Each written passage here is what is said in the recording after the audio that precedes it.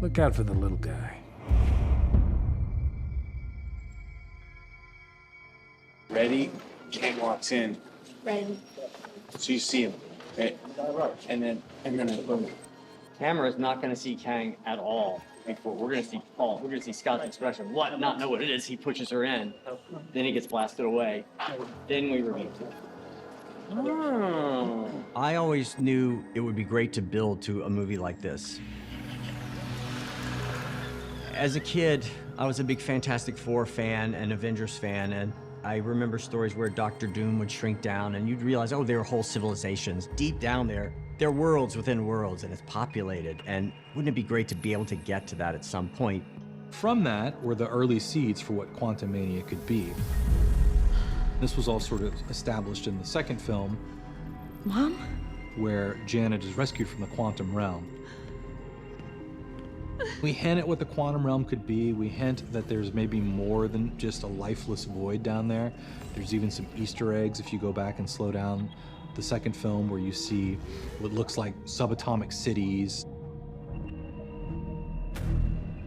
It's me.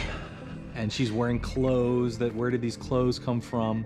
Somewhere in the back of our mind, we knew if we ever were lucky enough to get to a part 3, the seeds for that idea, the seeds for going from small San Francisco crime movies to sci-fi epic that has more in common with Lord of the Rings or Star Wars.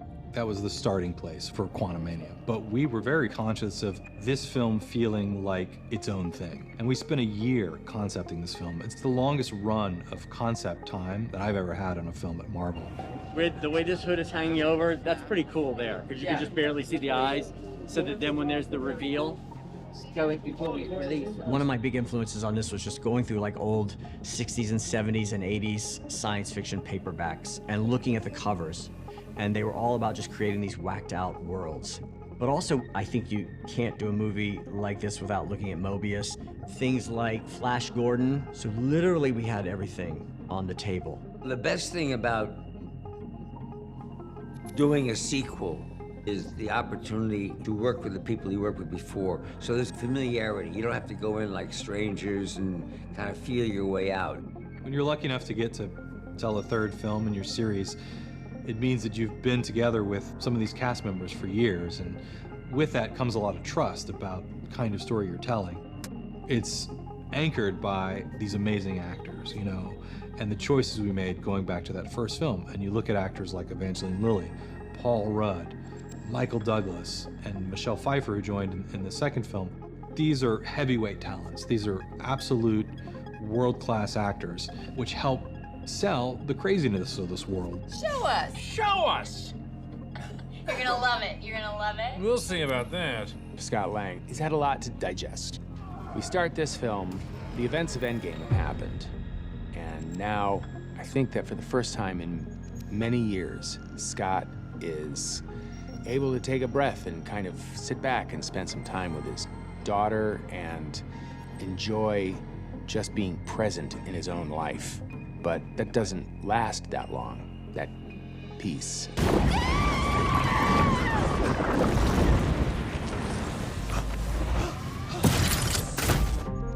Scott is just a dad who realizes that he's accidentally brought his daughter into this world with him now.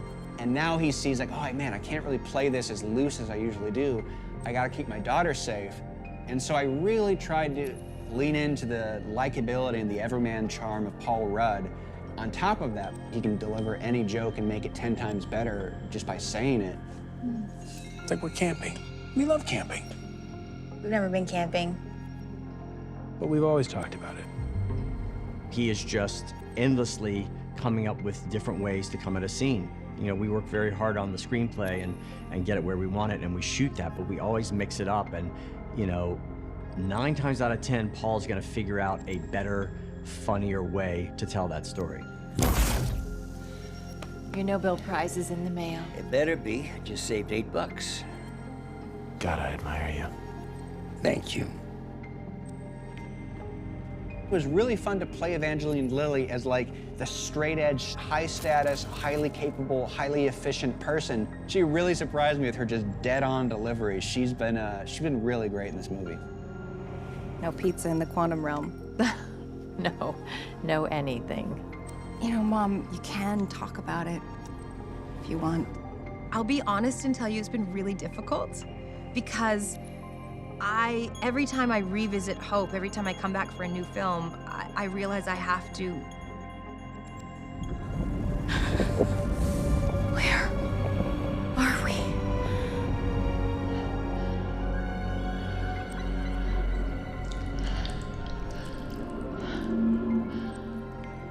We always love doing the unexpected with Scott Lang. He is arguably the character that is the most underestimated. With his time sphere. Something that I really wanted to keep as part of Kang's language was this circular or spherical motif. We looked at a lot of Japanese kintsugi in the way that you have those sort of cracks through rocks and you can seal it up and re-perfect things, which is kind of what Kang is doing, destroying stuff and then rebuilding it in a fashion that he sees fit. I built an empire down here, Janet. And I'm taking it with me. Again, I really wanted to create very kind of graphic moments in terms of composition and try to give Bill Pope, our DP, an environment in which we could actually frame up Kang and it almost looked like panels from a comic book or graphic novel.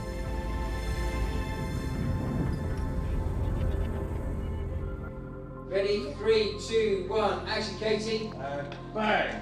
Go, Steve.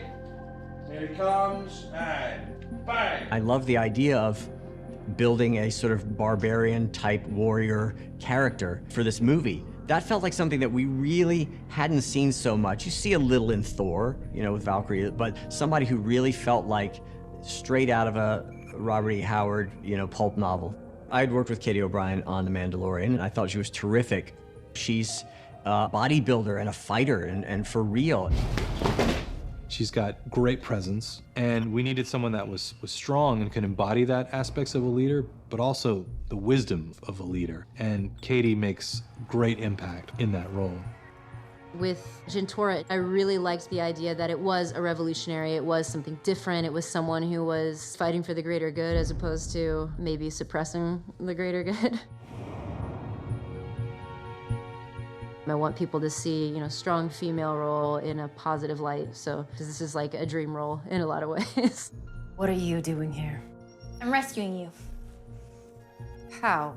When it came to the costume, I was so glad that Sammy, the costume designer, called me and she was like, hey, have you seen the costume yet? Have you seen what we're pitching? And I'm like, no.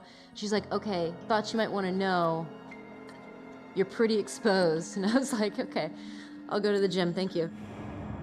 Jintora, we were looking more at kind of growth, bone, architecture, and seeing what we could do with her armor to make it more like she's found a skeleton of a tiny creature and used that. He built his... to act, because you're not waiting for any technology, even though the whole performance is so based on technology. You're not waiting for lights, you're not waiting for camera, you're not waiting for sound, you're not waiting for hair and makeup even.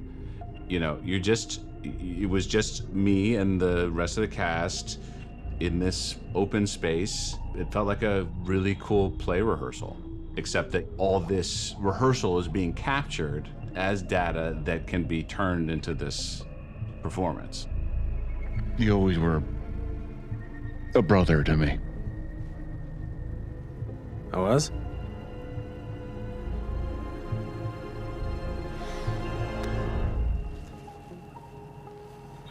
I was. And at least I died an Avenger. Yeah. You did. Yeah, no, you're in. We really liked making an Ant-Man film as important, as integral to the MCU going forward as any other film. I think that's an important beat as you step out of that thing and land here, that looking to her, you know, taking account of that before you then turn to this. I do. Yeah. It's teeing up Kang in a very big way. It's teeing up the future of this very fearsome, very formidable foe within the MCU. It's gonna help show us where the MCU is going next. But I love that we're getting to make a trilogy out of Ant-Man, you know? And shrink! Yeah, back to one. Let's try one more right away, guys. That's great. The fact that not only he gets a trilogy, but that Peyton will have directed all 3 films, that Peyton has seen the trilogy home is so exciting to me. I've loved working with Peyton. I feel lucky that I've had someone like him to kind of guide me.